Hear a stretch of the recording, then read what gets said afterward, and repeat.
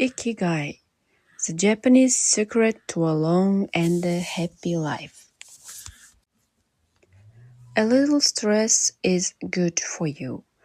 While sustained intense stress is a known enemy of longevity and both mental and physical health, low levels of stress have been shown to be beneficial. After observing a group of test subjects for more than 20 years, Doctor Howard Friedman, a psychology professor at the University of California, Riverside, discovered that people who maintained a low level of stress, who faced challenges, and put their heart and soul into their work in order to succeed, lived longer than those who chose a more relaxed lifestyle and retired earlier. From this, he concluded that a small dose of stress is a positive thing, as those who live with low levels of stress tend to develop healthier habits, smoke less, and drink less alcohol. Given this, it's not surprising that many of supercentenarians, people who live to be 110 or more, whom we will meet in this book, talk about having lived intense lives and working well into old age. A lot of sitting will age you. In the Western world in particular, the rise in sedentary behavior has led to numerous diseases, such as hypertension and obesity, which in turn affect longevity. Spending too much time seated at work or at home not only reduces muscular and respiratory fitness, but also increases appetite and curbs the desire to participate in activities. Being sedentary can lead to hypertension, imbalanced eating, cardiovascular disease, osteoporosis, and even certain kinds of cancer. Recent studies have shown a connection between a lack of physical activity and the progressive distortion of telomeres in the immune system, which ages those cells and in turn the organism as a whole.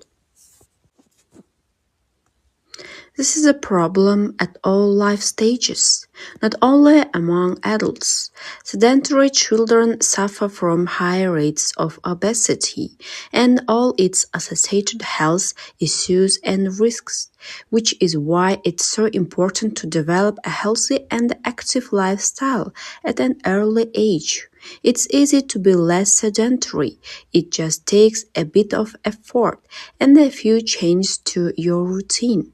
We can access a more active lifestyle that makes us feel better inside and out. We just have to add a few ingredients to our everyday habits. Walk to work or just go on a walk for at least 20 minutes each day. Use your feet instead of an elevator or escalator. This is good for your posture, your muscles, and your respiratory system, among other things. Participate in social or leisure activities so that you don't spend too much time in front of television.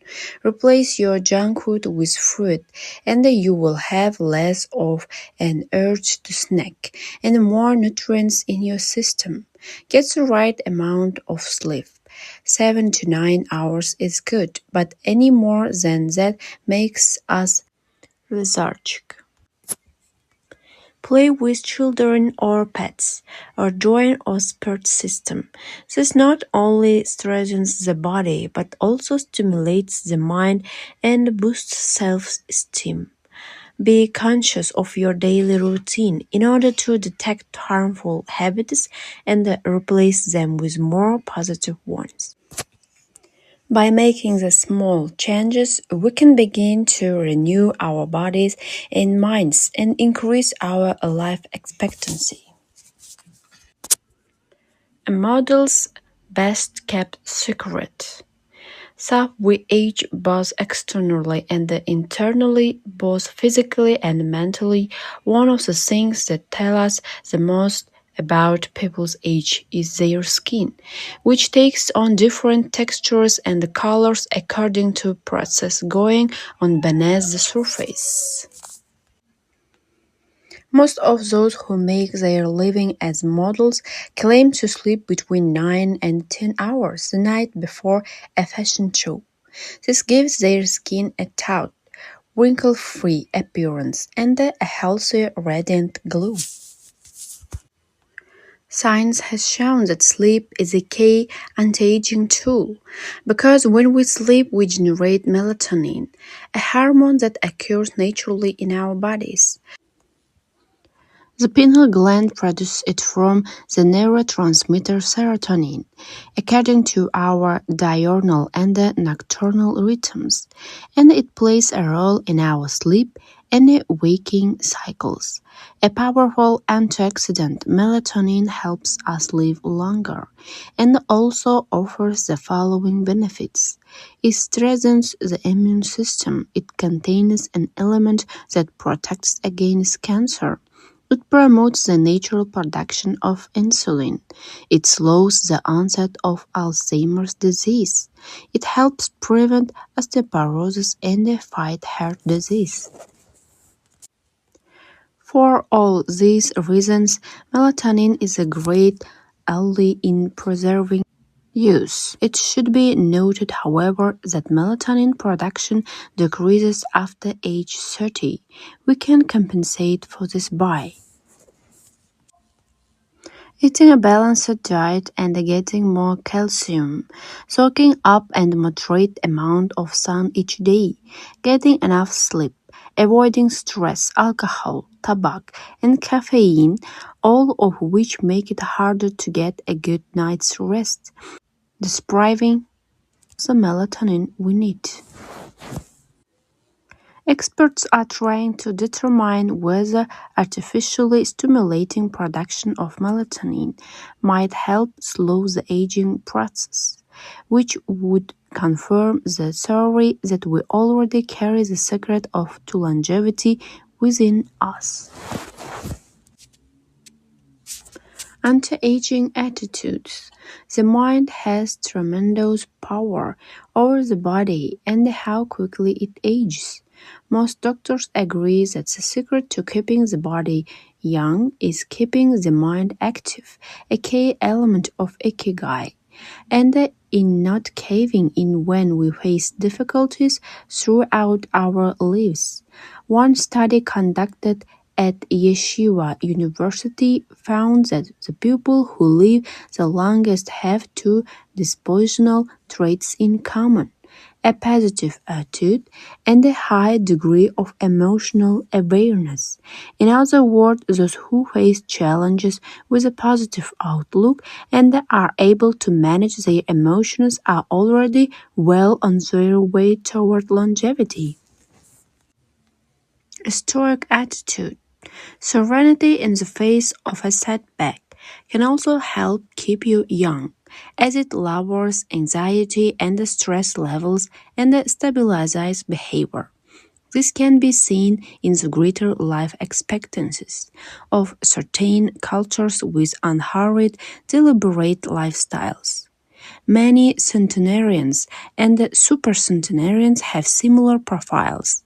They have had full lives that were difficult at times, but they knew how to approach these challenges with a positive attitude and not be overwhelmed by the obstacles they faced. Alexander Image, who in 2014 became the world's oldest living man at age 111, knew he had good genes but understood that other factors contributed too. The life you live is equally or more important for longevity, he said in an interview with Reuters after being added to Guinness World Records in 214. An ode to longevity. During our stay in Ogimi, the village that holds the Guinness record for longevity, a woman who was about to turn 100 years old sang the following song for us in a mixture of Japanese and the local dialect. To keep healthy and have a long life, eat just a little of everything with relish. Go to bed early, get up early, and then go out for a walk. We live each day with serenity and we enjoy the journey. To keep healthy and have a long life, we get on well with all of our friends. Spring, summer, fall, winter. We happily enjoy all the seasons. The secret is to not to get distracted by now all the teenagers are, from the fingers to the head and the back once again. If you keep moving with your fingers working, 100 years will come to you. We can now use our fingers to turn the page to the next chapter, where we will look at the close relationship between longevity and discovering our life's mission. From logotherapy to Ikigai. How to live longer and better by finding your purpose. What is logotherapy? A colleague once asked Viktor Frankl to define his school of psychology in a single phrase, to which Frankl replied, "Well, in logotherapy, the patient sits up straight and has to listen things that are, on occasion, hard to hear." The colleague had just described physical analysis to him in the following terms. In physical analysis, the patient lies down on a couch and tells you things that are, on occasion, hard to say. Frankl explains that one of the first questions he would ask his patients was, "Why do you not commit suicide?" Usually, the patient found good reasons not to and was able to carry on. What then does logotherapy do? The answer is pretty clear. It helps you find reasons to live. Logotherapy pushes patients to concretely discover their life's purpose in order to confront their neuroses. Their quest to fulfill their destiny then motivates them to press forward, breaking the mental chains of the past and overcoming whatever obstacles they encounter along the way. Something to live for. A study conducted by Frankl in his Vienna clinic found that among both patients and personnel, around 80% believed that human beings needed a reason for living, and around 60% felt they had someone or something in their lives worth dying for. The search for meaning, the search for purpose became a personal, driving force that allowed Frankl to achieve his goals. The process of logotherapy can be summarized in these 5 steps. First one, a person feels empty, frustrated, or anxious. The second one, the therapist shows him that what he is feeling is a desire to have a meaningful life. The third one, the patient discovers his life's purpose at that particular point in time. The first one, of his own free will, the patient decides to accept or reject that destiny. The fifth one, this newfound passion for life helps him overcome obstacles and sorrows. Frankl himself would live and die for his principles and ideals. His experience as a prisoner at Auschwitz showed him that everything can be taken from a man but one thing, the last of the human freedoms, to choose one's attitude in any given set of circumstances, to choose one's own way. It was something he had to go through alone, without any help, and it has inspired him for the rest of his life. Fight for yourself. Existential frustration arises when our life is without purpose, or when that purpose is squat. In Frankl's view, however, there is no need to see this frustration as anomaly or symptom of neurosis. Instead, it can be a positive thing, a catalyst for change. Logotherapy doesn't see this frustration as mental illness, the way other forms of therapy do, but rather as spiritual anguish, a natural and beneficial phenomenon that drives those who suffer from it to seek a cure, whether on their phenomenon own or with the help of others, and in so doing to find greater satisfaction in life. It helps them change their own destiny.